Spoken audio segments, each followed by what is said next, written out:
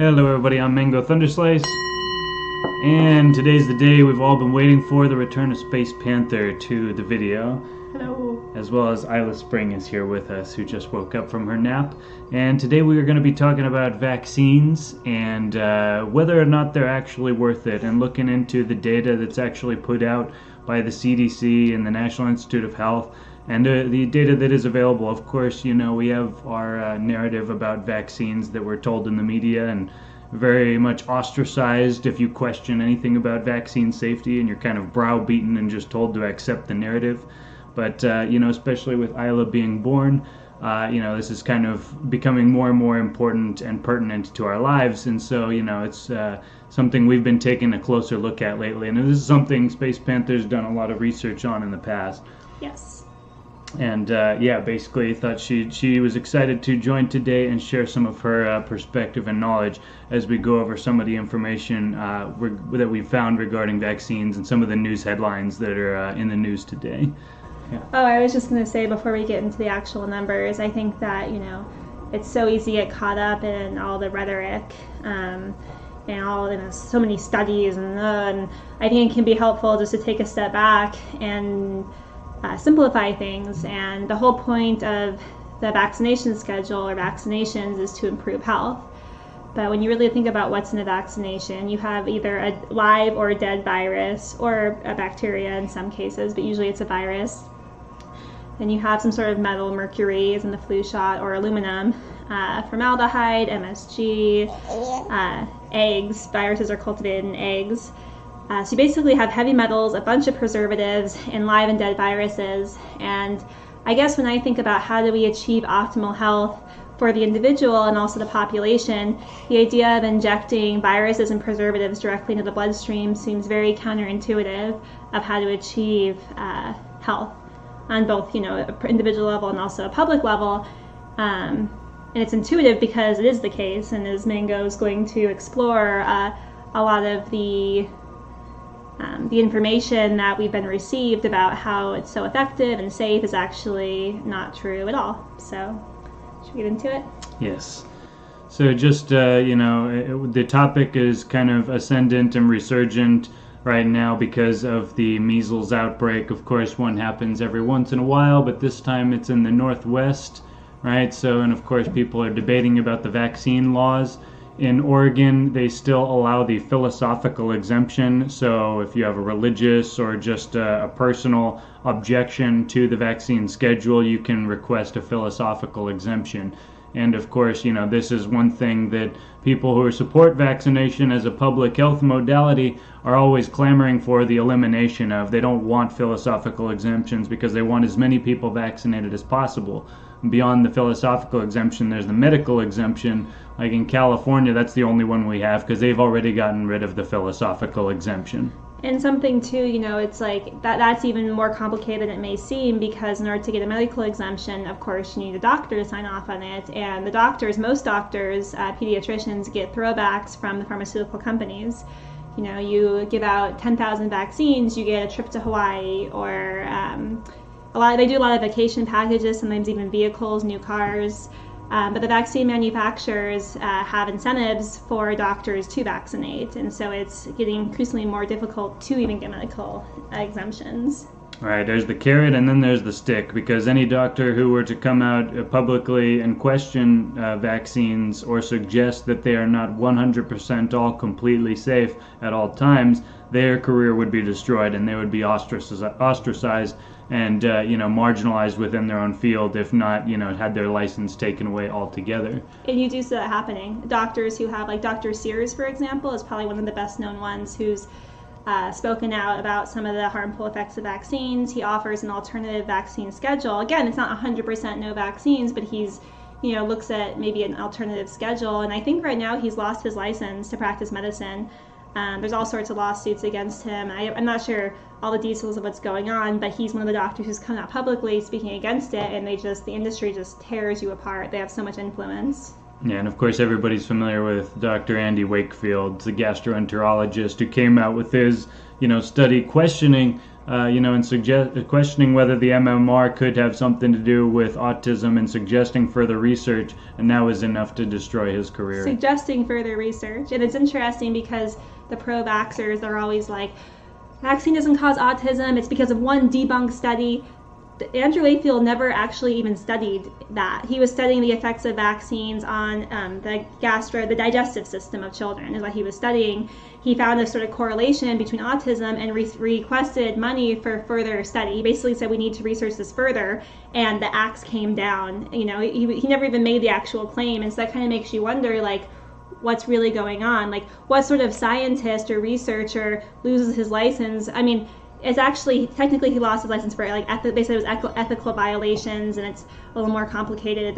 You can read on his whole bio, and there's a lot of information on what really happened, but the idea that he studied it and it was debunked is not true at all. He never actually even studied it. Yeah, and of course, after the National Childhood Vaccine Injury Act of, I believe, 1986, there can be no legal claims brought against a vaccine manufacturer for the harm that their product causes. All the cases by default get routed into what's colloquially known as the vaccine court, also known as the Vaccine Adverse Event Reporting System, and I think the court is called something else specifically. You can't sue them. Right, you cannot sue the vaccine manufacturers. All of them basically go into a settlement court set up by the federal government, which is funded through a 75-cent tax on every vaccine to basically adjudicate the matters and settle claims of vaccine harm. The interesting thing about that is that no claims of causality can be established, right? So they funnel all of the data into this system in which no claims of causality can be established, so by the default, they kind of funnel all of the cases and all of the info through this system, which is not medical review. It's basically a political agency, an arm of the government, right? And, it's interesting just how much they force this modality of vaccination, and they suggest that it's always safe, and they suggest that they're saving us from these terrible diseases that would be killing us all if it weren't for the vaccines. And when we look a little bit closer, and that's what we'll be getting into here in a second, it's just not tenable, really. So, and even here in this measles case, right, 37 of the 44 people infected with measles were not immunized, but there's still 7 who were. So, right. So 20%. And what if you're one of that 7? You got the vaccine, you still got measles. Like, we just seem to forget about all those people. Right. So, if it actually confers immunity, then, it should be all 44 should have been not immunized. Right. And they say, oh, it's not perfect. And, they'll say their usually thing, people who aren't vaccinating are causing the virus to come back, and it mutates and we lose our herd immunity. But, that's the thing. If you have to make a new vaccine every time a virus mutates, right, it's a perfect way to, set up an industry that'll never end, because you always have to make new vaccines, because it's not an effective way of building immunity inside the human body. Right, and then people actually, it's actually counterproductive, because people are so blinded by it that they just assume the vaccines work, and we don't have any cultural knowledge of how to really build immunity. I mean, it's out there. You can find how to actually build up your immune system to diseases, but because we have so much faith in the immunization system, that's not even part of the dialogue. All right, and so you can see here basically they're trying to eliminate the personal philosophical exemption in Oregon over the measles outbreak. Of course, nobody died. Nobody dies from measles anymore, but 1 in 10,000 people. Right, and they treat it like it's this major catastrophe every time there's a measles outbreak. But things weren't always like this, and we're going to play a video real quick of measles and how it was represented in the media before the age of the vaccine. Big McGill here. What's with my boy? Measles. Measles! Oh, don't get excited. It's not serious. Sure, though, it isn't serious. No, my boy takes it easy. He'll be as good as new in a few days. He's only got measles. Only got measles? Doc, if he only had gangrene or typhoid fever, believe me, we could break their hearts out. But measles ain't got no class. It's kid stuff. They'll laugh at us. Would you mind terribly if we kept him here? Honey, has that con man been talking to you? Look, we all had measles, so there's no problem there. Hi. Peter. What are you doing home from school? They sent me home. Measles. It's either measles or a strange case of red freckles. You have got a temperature. They told me 101.1. What's the record? Never mind. Oh, are you sure it's the measles? Well, he certainly got all the symptoms. A slight temperature, a lot of dots, and a great big smile. A great big smile. No school for a few days. Say hello to my dotted son for me. Tell him I'll bring him some comic books and I'll see you later, dear. Okay, honey, bye. Boy, this is the life, isn't it? Yeah, if you have to get sick, you sure can't beat the measles. That's right. No medicine. Inside or out? Like shots, I mean. Don't even mention shots. Yeah. Measles, measles, measles. Well, all the kids have now had the measles. So have I. Well, I had them years ago. Looks like the Bradys are finished with the measles. Hold it.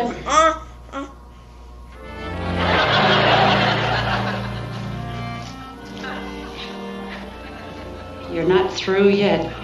Alice, don't tell me you're coming down with the measles. Oh, I hope so. I'd hate to think I was just learning how to blush at my age. All right, so you can see that basically, the attitudes have changed over time.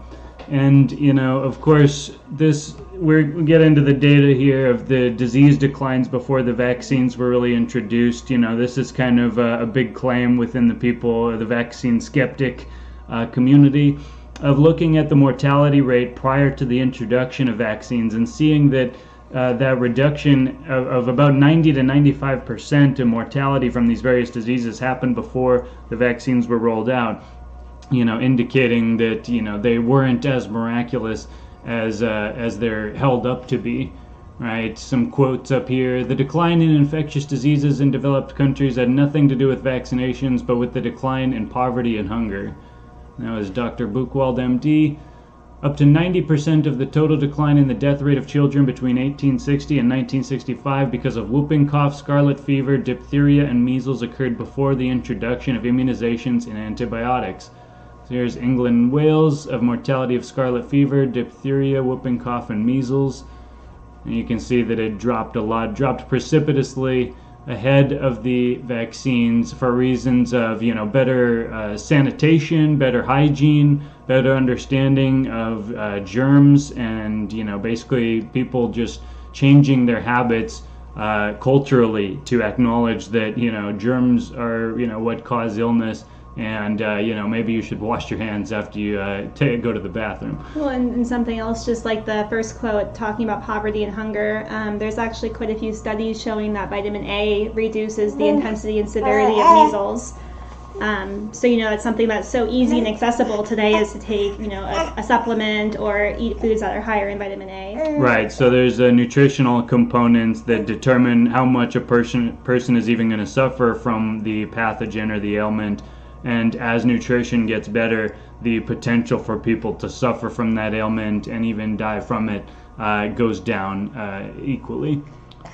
And we have that knowledge now with the internet and those resources that people didn't have, you know, a few decades ago. Right. So basically, this isn't really what we're really looking at today. This is just kind of introducing this aspect of the argument that mortality decreased way before. So, you know, vaccines, they're really addressed infection rates, but not necessarily mortality rates as much as indicated. They always say that vaccines save millions and millions of lives. Well, they may have saved millions and millions of people from getting infected, but as we'll show, it doesn't necessarily translate to mortality and deaths. So basically, here's kind of the pro-vaccine, the vaccine supporters' counter argument to that, right? Saying that even if people weren't dying, it definitely wasn't good. They were still suffering, and that the infection rate is really in and of itself a bad thing, and that's why vaccines were so good. Right, you can see here measles, the deaths went down, but the cases didn't. But the thing is, everybody, you know, a large component of people got the measles, you know, as indicated in the Brady Bunch clip, and it wasn't a big deal, right? The infection wasn't that big of a deal. It was kind of a rite of passage. And, you know, so they looking at polio of people in these, you know, hyperbaric chambers, you know, makes it seem very grave and dire. But measles, of course, you know, can't beat the measles, as Jan Brady says. Right, and even if you go back up to that picture, so if you even look at what it says, thousands of kids had polio in the 50s and 60s. So thousands sounds like a lot, but we're looking at a population of, I know, what was the U.S. population at that time? Probably like 250 million. So thousands of kids seems like a lot, but relative to the population, polio is an interesting one because it seems so scary, the metal lungs, but it's actually 70% people who get the virus will have no symptoms. Of those that do get symptoms, it's usually a cold, fever, cold and flu-like symptoms. Yeah, this is actually true. This is something that Space Panther brings up to a lot of people in vaccine discussions, and I don't think not many people respond because I don't think they understand what that means or why that's important.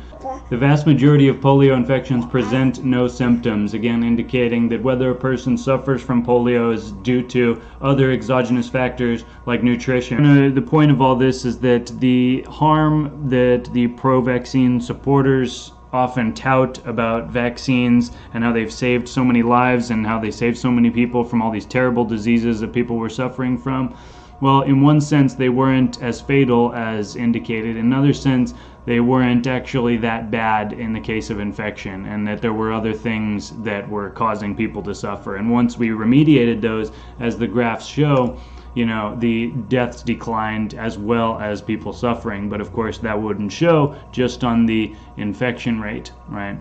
You would still have people getting infected, it's just that they wouldn't be suffering because they had actual better nutrition and were able to withstand the disease. Right? And here's another one from that same website, vaccine safety. How do we know vaccines are safe? The conclusion of a 2014 systemic review of the literature on vaccine safety stated some vaccines are associated with serious adverse events. However, these events are extremely rare and must be weighed against the protective benefits that vaccines provide. All right, fair enough. Right? This was not a surprise. Vaccine safety has been studied extensively. Multiple studies in multiple countries covering multiple decades with multiple research groups using multiple research models. God, this guy's terrible. And multiple funding sources say vaccines are safe, vastly more so than the diseases they are designed to protect you from. Okay, there's the claim. That is the claim we will be evaluating today. Vaccines are safe, vastly more so than the diseases they are designed to protect you from. Resolved. False. It is not the case, and we will get into that. All right. So basically, the World Health Organization has there's vaccine information sheets for all the different vaccines, and they talk about the different adverse events that vaccines can cause. Right, for each one, they've got this little readout. So they talk about the mild adverse events, the severe adverse events. For all the different ones, and so a lot of them they'll actually quantify it. So basically seizures here, 8 per 100,000 doses, right? Hypotonic, hyporesponsive, so when the kid just basically goes zombie and doesn't respond to anything. Persistent crying, where the kid just keeps crying and crying and crying, they consider a severe adverse event. Seizures, encephalopathy, Dravet syndrome, anaphylaxis. So all of these things they admit that vaccines cause, they're just claiming that, they're very rare and that the benefits outweigh the harms. Right? So, and of course, here's the childhood vaccination schedule, the immunization schedule. All right, hepatitis B, rotavirus, Tdap, which is diphtheria, tetanus, and acellular pertussis, hemophilus influenza type B, pneumococcal conjugate, polio, influenza, MMR being measles, mumps, rubella, varicella, which is chickenpox, hepatitis A, meningococcal, HPV, meningococcal B, and pneumococcal polysaccharide, right? And so a lot of them, some of them are just one dose, a lot of them are multiple doses. Most of them about 2 or 3, some of which, however, they recommend a 4th and 5th dose. So a lot of different vaccines. I think based on what they've listed here, I count 53 doses of vaccines. Other people have counted 64, but basically you see that there's a lot of vaccinations. And over the decades, the number of vaccines has gone up and up and up. And the vaccine manufacturers, they'll claim that, well, they've gotten more efficient, and even though there's more vaccine doses, they have less of the toxic agent within them, so, it's actually less than it was before, blah, blah, blah.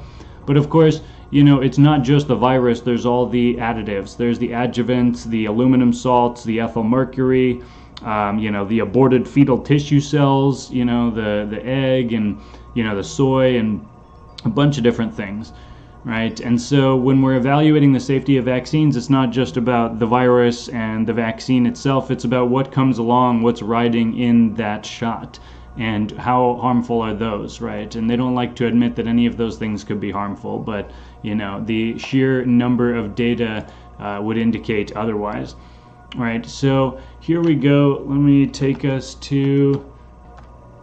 So here we go. Let's look at the table. Okay, so basically what I've done here is made a Excel spreadsheet where I'm basically listing all of those childhood vaccines you saw in the previous web page.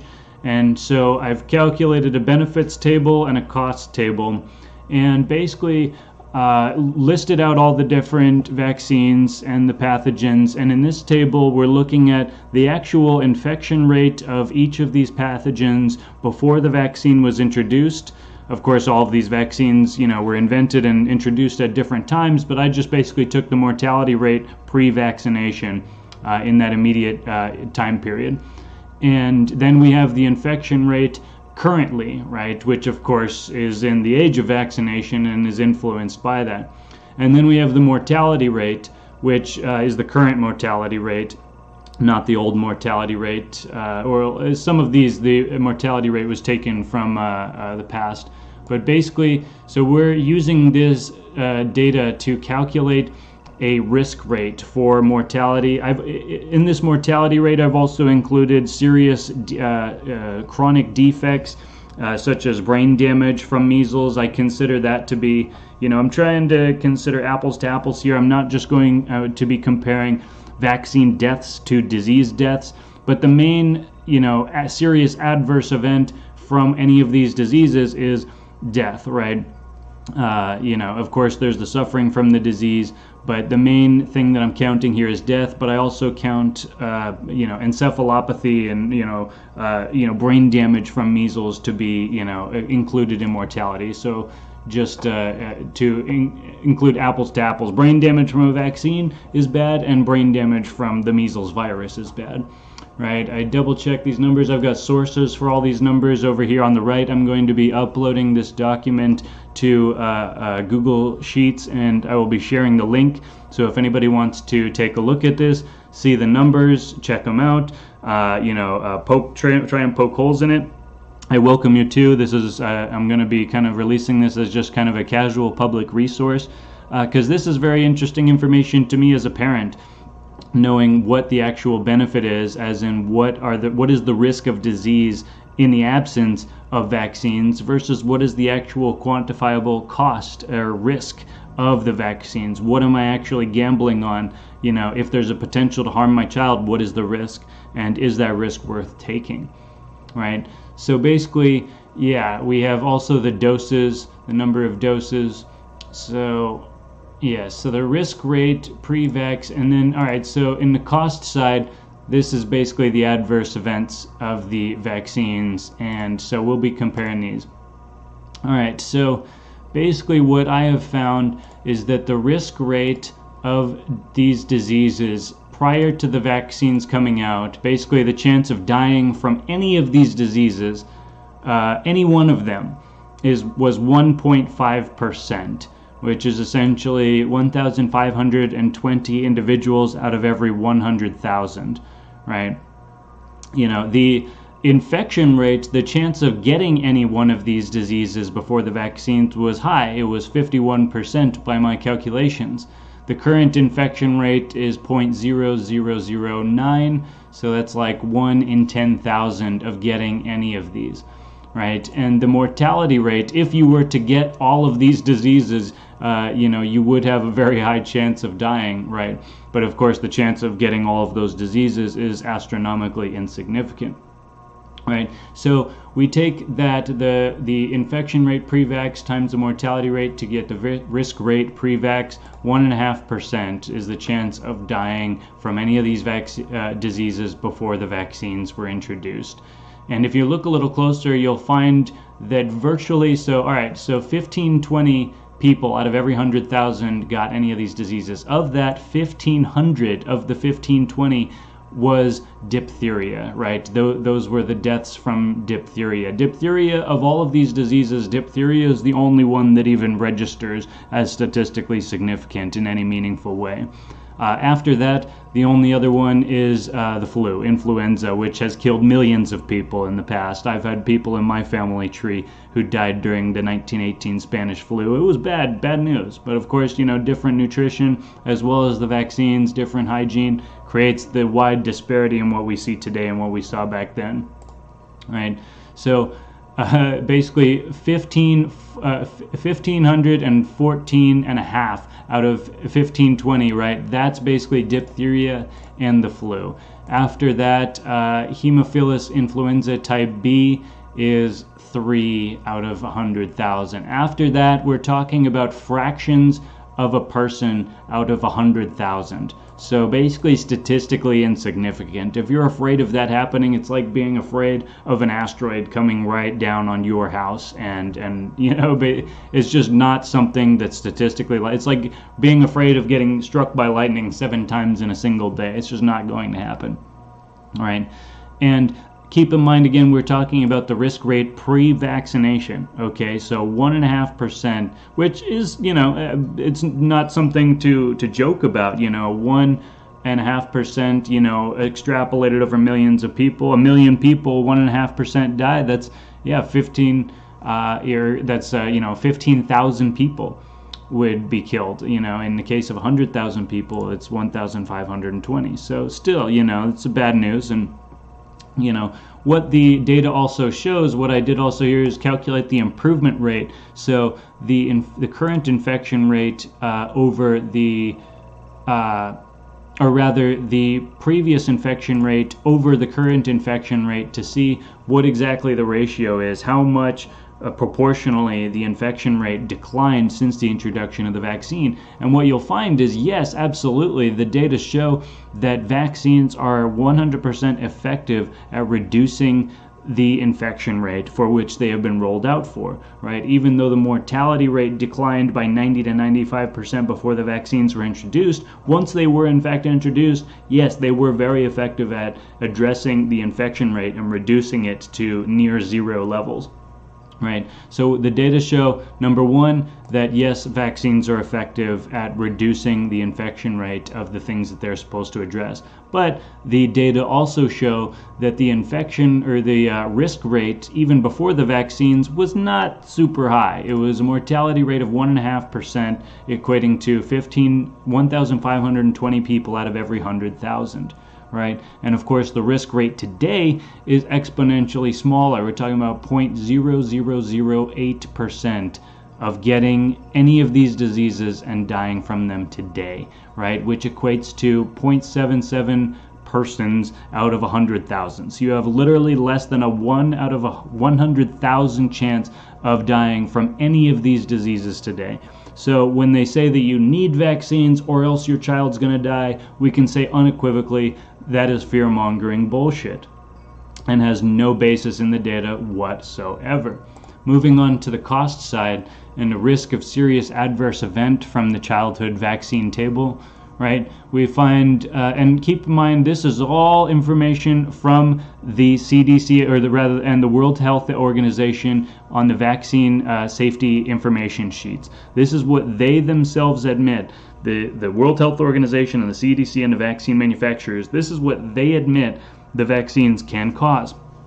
Right? So we've calculated the injury rate. Again, I took these directly from the information sheets and multiplied it by the number of doses, because in the information sheets you will find that the risk rate is calculated per dose. Okay, so 8 out of 100,000 people have anaphylaxis from X vaccine, right? And that's per doses administered. So if there's 5 doses administered over the course of the childhood vaccination schedule, we're going to multiply that injury rate times 5, because that's the real risk. Right? So the risk rate, that's exactly how I've calculated over here. The risk rate that they show in the insert times the number of doses equals the risk rate. Then we have a cumulative calculation down here, a total of all the different risks of different serious adverse events. And what we find is actually unbelievable. This is, again, their own numbers. I'm not taking anything from Mike Adams, the Health Ranger, or InfoWars, or some fringe health website. This is your guys, okay? This is the government. This is the empire and Big Brother himself, right?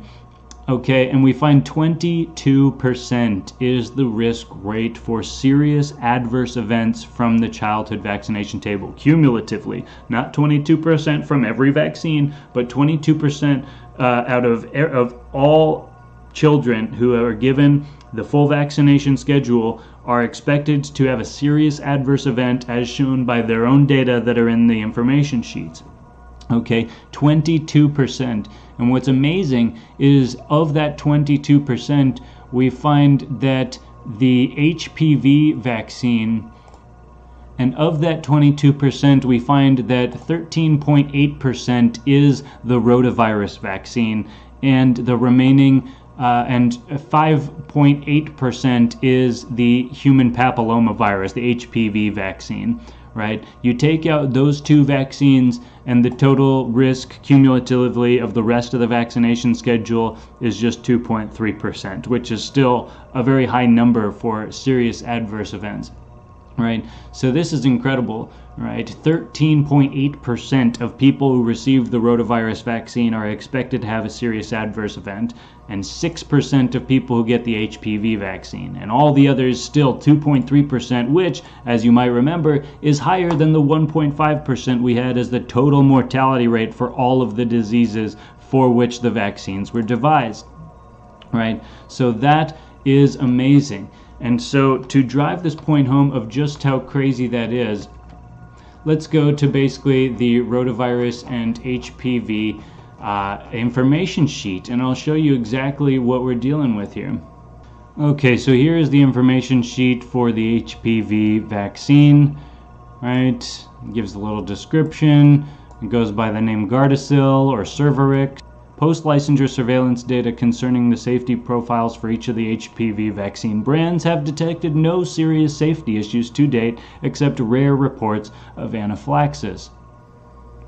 Right, and they're talking about the different adverse events, right? So this comprehensive systematic review containing a large body of high-level evidence is very consistent in finding no evidence of severe or serious adverse events associated with difference in the rate of serious adverse events between people who have received either the 2V HPV or the 4V HPV vaccines and people who received a placebo or a control vaccine, right? So they're saying that there's a large body of evidence saying that the rate of adverse event from people who got the vaccine is no higher than those who received a placebo or control.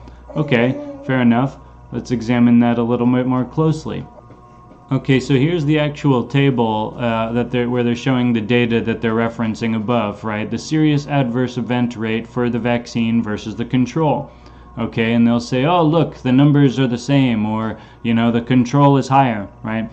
And yes, sure enough, when you look, the control number is about the same or maybe a little bit higher than the actual rate for the vaccine.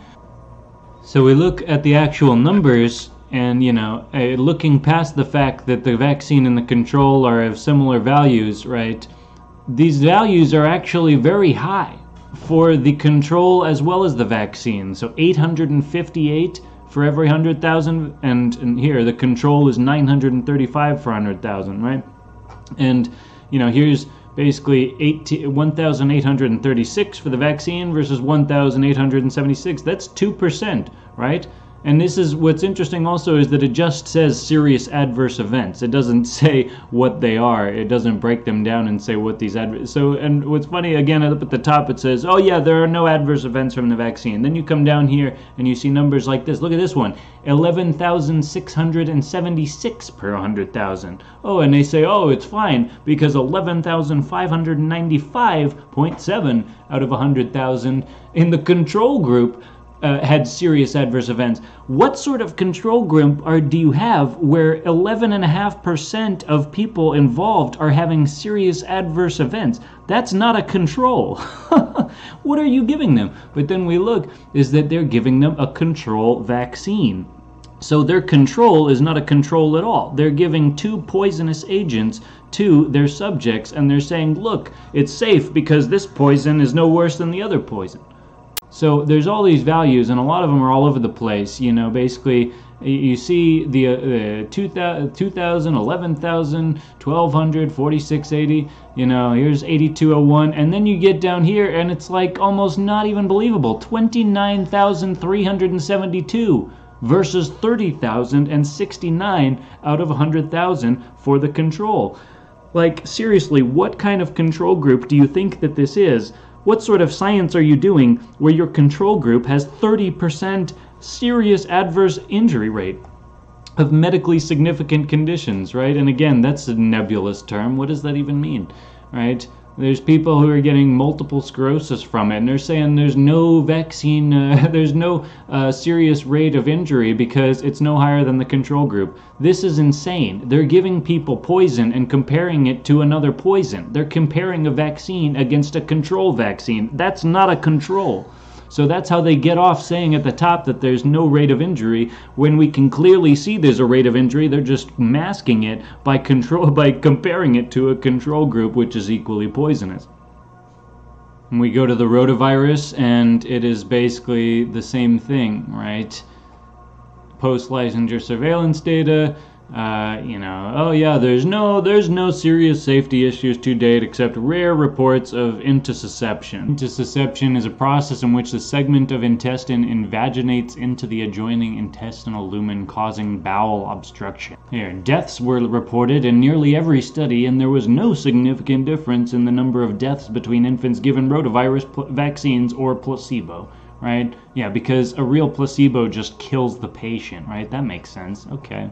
So here we go, fever, diarrhea, vomiting. I'm not counting those in my numbers, right, of serious adverse events. Those are minor adverse events. I don't consider diarrhea to be worse than the measles, but I consider encephalopathy to be worse than the measles, right? So it matters whether or not it's a mild or serious adverse event. So here you can see serious adverse events, 3,946 per 100,000 versus 4,336 per 100,000. So, oh yeah, it's safe because only 4% of people are having a serious adverse event, whereas the placebo only hurt 4.4% of people, right? So here they go, you know, the numbers are all over the place, and you can see that they are very high, especially in certain cases. 14% per 100,000, 18,939 per 100,000, right? And then intussusception, which is they say, oh, there's a risk of intussusception, and that's 60 per 100,000. They don't mention the serious adverse events, which they admit can be up to 20% of the vaccinated group, right? And so then we go back to the vaccine table, and all of those numbers that you saw in those information sheets for rotavirus and human papillomavirus, I've taken in here and averaged. So here's rotavirus, all of those different numbers, and that's how we get our average of 4,628 per 100,000. And HPV, the average 5,861 per 100,000. And so when we look at our cost table, you know, keep in mind that there are also 3 doses of rotavirus, you know, and there's only one of human papillomavirus, but those 3 doses of rotavirus multiplied by that number gives us a 13.8% chance of serious adverse event in the course of receiving one's 3 doses of rotavirus vaccine, right? That is well and clear beyond. That's almost 10 times greater a risk from just the rotavirus vaccination schedule as compared to all of the childhood diseases before the vaccines were ever introduced. So 1.5% of dying from all those diseases compared with a 13.8% chance of serious adverse event from the rotavirus. That is staggering. An additional 6% from human papillomavirus. And keep in mind, both of these, in the information sheets, they say these vaccines are safe and there's no documentation of adverse event, serious adverse event. And then their own numbers show that they're lying. And if you look even cursorily at the method and how they got it, you see that they're controlling against another vaccine. They're not doing real science. They're controlling one poisonous product against another poisonous product, and they're getting completely fraudulent results, and they're claiming this is evidence of safety. It is not evidence of safety, it is evidence of harm for those who even open up the information sheets, as I have and now you have seen, right? And even if we took out human papillomavirus, because they give it to men, even though men, it's physically impossible for men to get cervical cancer because men don't have a cervix, right? And rotavirus, so rotavirus is a virus that causes gastroenteritis. Symptoms include severe diarrhea, vomiting, fever, and dehydration. Almost all children in the U.S. are likely to be infected with rotavirus before their 5th birthday. Infections happen most often in the winter and spring. Oh, so I guess the vaccine wasn't that effective if everybody gets it before they're 5, right? So, all right, so they're saving us from diarrhea by giving us brain damage. Okay, and of course, you know, it would be nice to know what the specific serious adverse events are for the rotavirus vaccine and the HPV vaccine, but they don't name them. They just say that they happened, and they happened at a no greater rate than the control, which was a poison vaccine. So if we go to our analysis table, we find that yes, the total average effectiveness of childhood vaccines is astronomically effective at eliminating the infection rate and reducing it. The total pre-vaccine mortality risk of infectious childhood disease was 1.52%, also stated as 1,521 people per 100,000 would die from any of the diseases, all of the diseases combined from the that are prevented by the childhood vaccination schedule. The total current risk of infectious childhood diseases is 0.0008%, spoken also as 0.8 persons per 100,000 people. The total adverse reaction report rate for childhood vaccines is 22%. And when you take rotavirus and human papillomavirus vaccines out of that equation, you still reach a rate of 2.3% rate of serious harm, serious adverse event risk, and injury rate for the vaccines. The risk rate of vaccines versus childhood disease and their current risk today is 1,449%. So basically 15 times more dangerous vaccines are than the diseases they are supposedly preventing. All right, so even when we take out the worst, most egregious offenders, we still have a 150% greater chance of serious harm from the vaccination schedule than from the diseases they are supposedly protecting us from. And of course, the vaccine adverse event reporting system, you know, they receive their reports, but the number of reports that they receive is not the total number of cases, right? There is, you know, information suggesting that the reporting rate for vaccine injury is between 5 and 10%. So this is a study entitled The Reporting Sensitivities of the Two Passive Surveillance Systems for Vaccine Adverse Events, right? Some quotes from there. No vaccine is perfectly safe. Vaccine safety is initially assessed in pre-licensure clinical trials. However, such trials usually have sample sizes that are insufficient to detect rare adverse events. Post-licensure drug evaluations have relied on passive surveillance systems to monitor adverse events. Such systems are more practical and less expensive than controlled trials.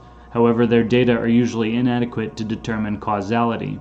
In response to the National Childhood Vaccine Injury Act of 1988, which required health workers to report vaccine adverse events, the CDC and the FDA collaborated in 1990 to implement the Vaccine Adverse Event Reporting System to monitor the safety of vaccines. Incidence rates for selected adverse events after vaccinations, rash following MMR, thrombocytopenia following MMR, seizures following DTP, seizures following MMR, hypotonic hyporesponsive episodes following DTP, and vaccine-associated paralytic poliomyelitis in recipients of the oral poliovirus vaccine were estimated based on a review of published studies. Reporting sensitivities were calculated as the ratio of the rates at which events were reported to each passive surveillance system and occurred in controlled studies, right? So, and what they found, yes, reporting sensitivities of various outcomes are shown in Table 2. Sensitivities range from 72% for poliomyelitis after the oral poliovirus vaccine to less than 1% for rash and thrombocytopenia after the MMR vaccine. Right, so let's look up here at the data. you can see, okay, so 72 to 68% of polio, vaccine-induced polio, was reported through the system, but seizures for the DTP vaccine, anywhere from 24 to 42%, right? So less than somewhere between a quarter and less than a half. Seizures from MMR, right? 23 to 49%. Hypotonic hyporesponsive episodes, about 3 to 4%, right? So 97 to 96% of them are going unreported and not being recorded in the system. Rash from MMR from less than 1% to 5%, and thrombocytopenia, which is like a low blood platelet count, less than 1% to 4%.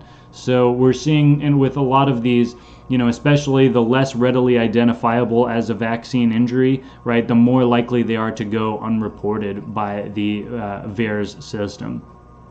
As they say, the utility of passive surveillance has several potential limitations. For example, underreporting is often a problem, limiting the system's ability to detect new or rare events.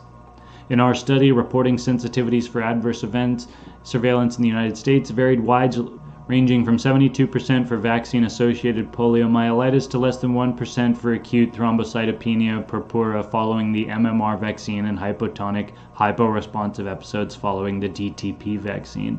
This underreporting of known outcomes highlights the limitations of passive surveillance in measuring the incidence of vaccine adverse events. And they compare it to drug adverse event systems. Such systems in Britain, for example, receive reports on only 1 to 10% of events estimated to have occurred. Disease surveillance systems are generally more straightforward than drug adverse event monitoring systems in the United States, since they focus on one disease, have a defined clinical syndrome, generally can be confirmed by laboratory diagnostics. Unlike diseases for which distinct case definitions exist, many adverse events are poorly defined clinical syndrome. Clinical information reported is often difficult to categorize and encode. So, we have it basically from their own words that the more unlikely condition or disease is to be associated with the vaccine or the drug, the less likely people are to even think to report it, right? But they say passive surveillance remains a potentially cost-effective way to monitor rare adverse events that cannot be detected in relatively small pre-licensure clinical trials. So they say, we can't really prove that they're safe ahead of time, so it's better to just give it to the millions of people and see what happens, and we'll just collect the data through the passive surveillance methods, right? We can look at the other article that other one is referencing about drug adverse event reporting surveillance in Britain. Right, and this is that study, Spontaneous Adverse Drug Reaction Reporting versus Event Monitoring, a comparison. Spontaneous adverse drug reaction reporting is the mainstay of national and international drug safety evaluation in the post-approval phase. The data suggests that underreporting by the spontaneous system may be as high as 98% for several clinical treatments believed to be associated with drug treatment. Right? The occurrence of adverse reactions to drug treatment is a matter of concern to medical practitioners, government regulatory authorities, patients, and the pharmaceutical industry. On the negative side, there is serious underreporting and strongly biased perception of what does and what does not constitute an adverse drug reaction. And so here's the list of things that they were monitoring. Here's the absolute values, and here's the percentages. Right, so you can see that basically some of them, none were reported, but a lot of them are in the 1 to 2% range. Some get up to 5-6%, but basically you can see that over 95% of most of these are not even being recorded for, and these are adverse drug reactions, not necessarily vaccines. But the reason that this other article was referencing it is because it's the same problem of people underreporting the injury rates from the drugs and the vaccines. So going back here to our table, if we acknowledge that this 11,000 reported to the vaccine adverse event reporting system is actually a small percentage, a small fraction of the total number of cases and injuries that are occurring as a result of the vaccines, right? Then we can extrapolate that and say that if that 11,000 that are reported to the system every year is only 4% of the total, then the total is actually 275,000, right? And if in 2017 there was 3.85 million children born in the United States, if we take that number over the 3.8 million, it's 7.1% is our adverse event rate, right?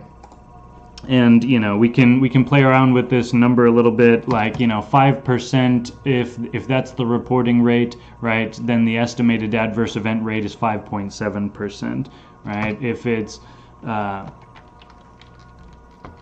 10%, then the estimated adverse rate is 2.9%, right? And if we set it to 12, that puts us right at 2.4%, which is what we get from our bottom-up analysis minus the rotavirus and HPV.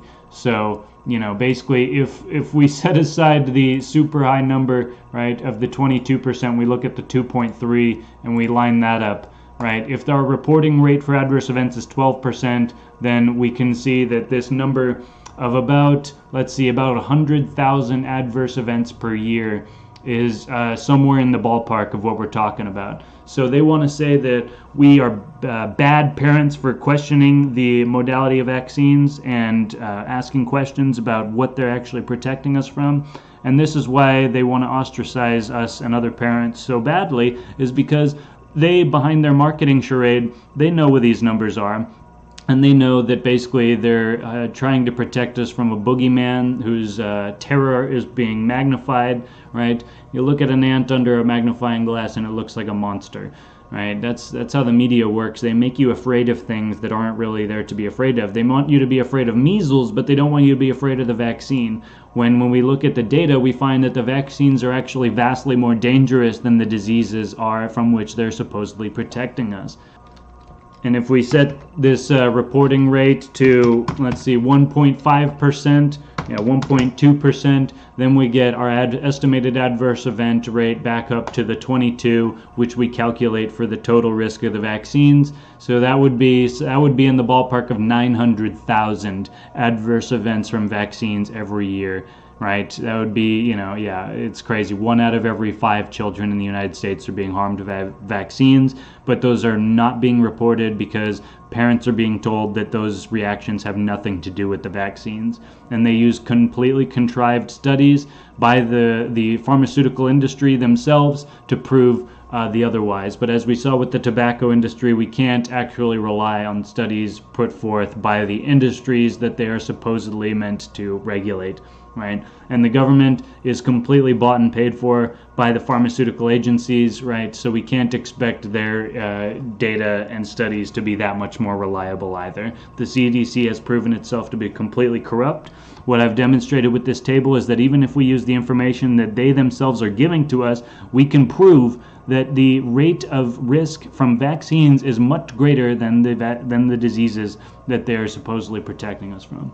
So when we go back to the original claim, vaccines are safe, vastly more so than the diseases they are designed to protect you from, we can say that this is unequivocally false and disproven by the data that the CDC themselves put out and the World Health Organization. And that when people come out and they shill for the vaccine industry and put out messages like this, we know that they are lying to the public, they're deceiving them for the purpose of profit for the industry, and that they are not actually concerned with the public health. And therefore they should be totally disregarded, and they should be laughed at and questioned in their own zeal and crazy mania to prove that anyone who questions vaccines are bad parents when they are actually bad parents for not questioning the products that they're injecting into their child's flesh, right? And that is not something that we're going to do lightly. As the data show, diphtheria was the only real threat prior to the vaccines by the numbers. The flu was also a distant second, and everything else from measles to rubella to hepatitis A to meningococcal conjugate to tetanus and all these, none of these were threatening at all. None of these were threatening at any point in the 20th century once people started washing their hands after they took a dump, right?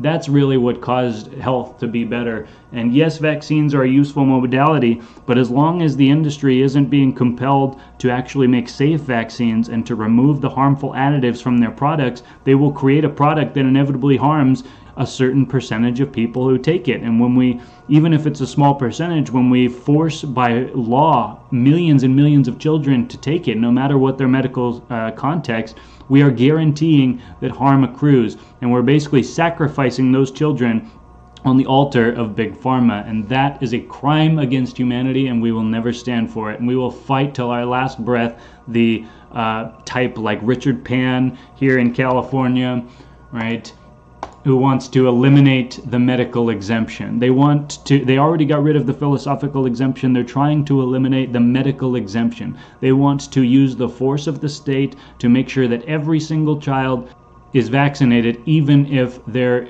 is guaranteed harm to accrue, and that is despicable, right? And here's these specious headlines: anti-vax doctors are granting bogus vaccine exemptions, how to make them think twice, right?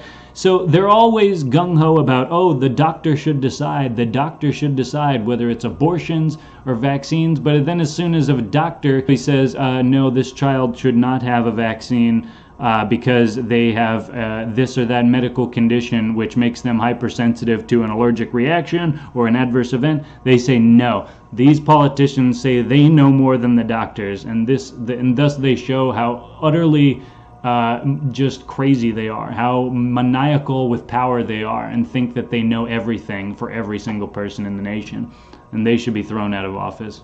We have Hawaii set to become the third state to require the HPV vaccine. Again, cervical cancer is not even a real risk. Granted, its mortality rate is, let me see, HPV is 17%, right, of death or serious long-term harm, but the infection rate then and now is extremely small, to the point where mandating this vaccine is utter lunacy. You're basically mandating a product for a problem that doesn't exist, right? Robert F. Kennedy Jr. wins case against U.S. government for vaccine safety violations. So since the National Childhood Vaccine Injury Act of 1986 was passed, part of the legislation compels Department of Health and Human Services to take responsibility for improving vaccine safety and efficacy, and charges the agency with constant monitoring and improving of adverse event reporting. The Mandate for Safer Childhood Vaccines clause also tasks DHHS with providing a report on improvements made in these areas to Congress every 2 years. RFK Jr. and ICANN reportedly suspected that DHHS was failing to meet this responsibility and filed a Freedom of Information Act request to obtain the records of these biennial reports. For 8 months, DHHS tried to blockade their request and refused to provide information. Ultimately, a lawsuit had to be filed. A document from ICANN reads, ICANN was therefore forced to file a lawsuit to force HHS to either provide copies of its biennial vaccine safety reports to Congress or admit it never filed these reports. The result of the lawsuit is that HHS had to finally and shockingly admit that it never, not even once, submitted a single biennial report to Congress detailing the improvements in vaccine safety.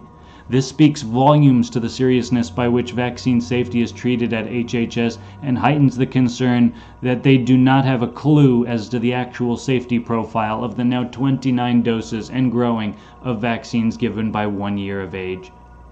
Despite being charged with the responsibility of investigating and improving vaccine safety, DHHS has apparently failed to meet even the most basic aspects of this duty by failing to file a single report for the past 30 years.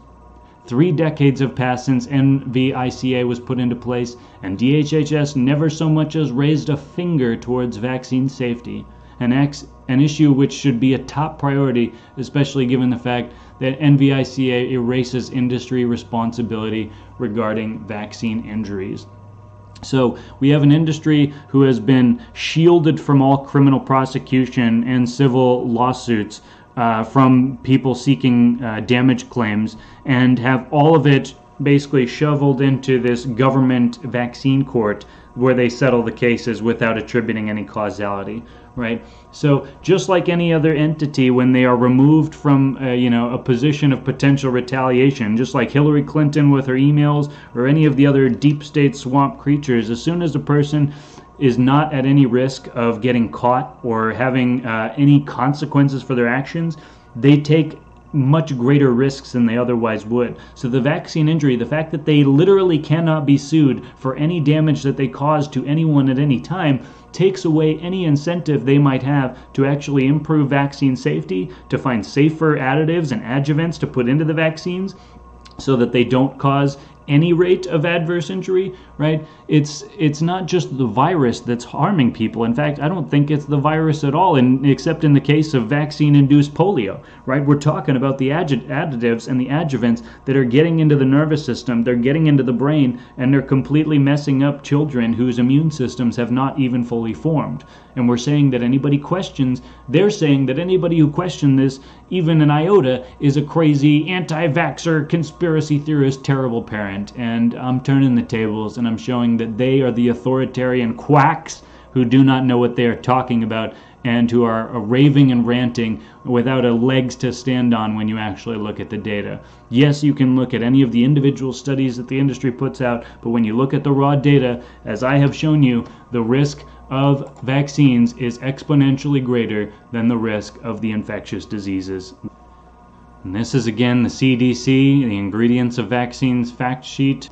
Aluminum gels or salts of aluminum, antibiotics, egg protein, formaldehyde, monosodium glutamate, thimerosal, which is the ethyl mercury. These are not things that should be put into the body, even if you're an adult, let alone if you're a child. These are harmful substances, and when we multiply the amount of aluminum contained in the vaccines times the total doses, and we match that up against the recommended aluminum intake values that the same government puts out, we find that they are exceeding that threshold by a large margin, and that we are filling kids with toxic aluminum and toxic mercury and toxic MSG and formaldehyde. And yes, they're in small batches, but they are not correct when they suggest that these small batches, these small percentages of substances are not enough to cause harm, because obviously we can see from the numbers that it is enough to cause harm, because harm is being caused. Okay, so the numbers speak for themselves in this case. And again, I'm going to be putting the link up there if anybody wants to take a look for their own research or dispute any of my numbers, dispute any of my conclusions. Well, it's all there for you to look at. And all of this is from the CDC and the World Health Organization. So that's my video today, that vaccines are not as miraculous as they are touted to be, and the diseases that they are supposedly preventing are really not that scary now. They're definitely not scary now, and they weren't that scary back before the vaccines were introduced. So it raises the question of why exactly are vaccines being pressed with such fervor, and why are the parents who question them being ostracized so heavily? And what is the ulterior motive that they have to force such a injection on all the children in the population? What exactly is it that they're afraid of when people choose not to vaccinate and choose to basically delay the vaccination schedule, or just trust natural immunity and to keep their kids' immune system healthy the natural way and build real immunity through exposing them to actual, pathogens on a light scale. They used to have measles parties, pox parties. It used to be no big deal.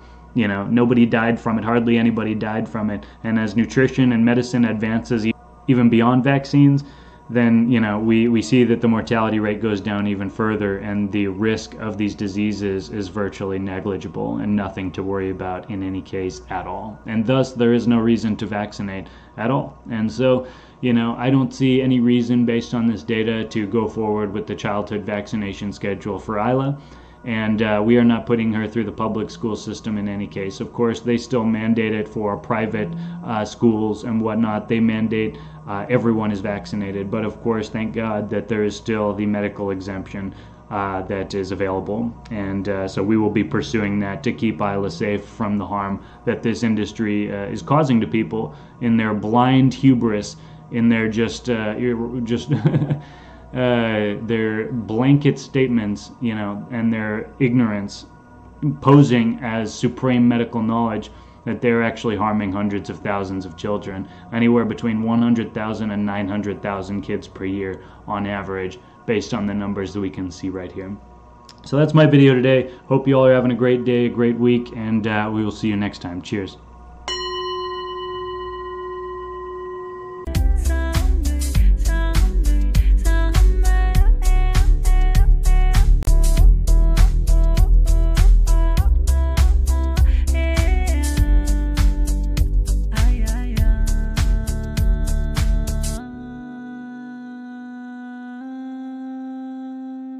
I